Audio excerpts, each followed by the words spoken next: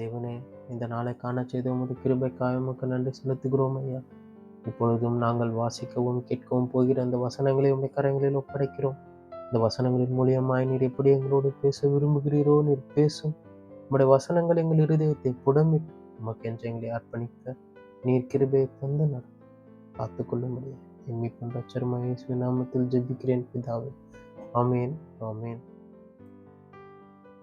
நீதிமொழிகள் 5ஆம் அதிகாரம்.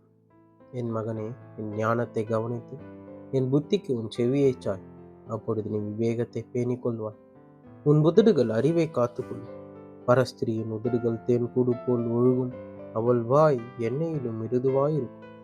அவள் செய்கையின் முடிவோ எட்டியைப் போல கசப்பும் இருபுறமும் கருக்குள்ள பட்டயம் கூர்மையுமாயிருக்கும். அவள் காலடிகள் மரணத்துக்கு இறங்கும். அவள் நடைகள் பாதாளத்தை பற்றி போகும்.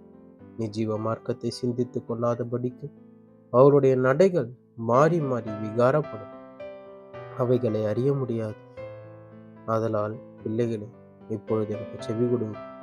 என் வாயின் வசனங்களை விட்டு நீங்காதிருங்கள். உன் வழியை அவளுக்கு தூரப்படுத்து. அவளுடைய வீட்டின் வாசலை கிட்டிச் சேராது. சேர்ந்தால் உன் மேன்மையை அந்நியர்களுக்கும் உன் ஆயுசின் காலத்தை கொடூரருக்கும் கொடுத்து விடுவார். அந்நியர் உன் செல்வத்தினால் திருப்தி அடைவார்கள். உன் பிரயாசத்தின் பலன் புறத்தியாருடைய வீட்டில் சேரும். முடிவிலே உன் மாம்சமும் உன் சரீரமும் உருவழியும் போது நீ துக்கித்து, ஐயோ, போதகத்தை நான் வெறுத்தேனே, கடிந்து கொள்ளுதலை என் மனம் அலட்சியம் பண்ணினது.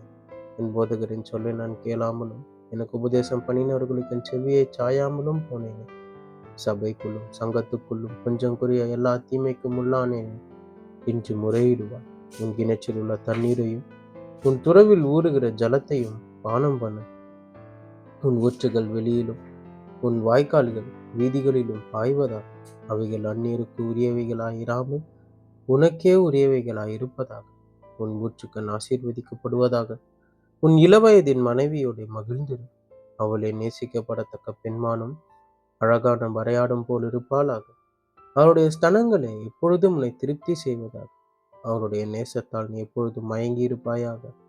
என் மகனே, நீ பரஸ்திரியின் மேல் மயங்கி திரிந்து அந்நிய பெண்ணின் மார்பை தழுவ வேண்டியது என்ன? மனுஷனுடைய வழிகள் கர்த்தரின் கண்களுக்கு முன்பாக இருக்கிறது.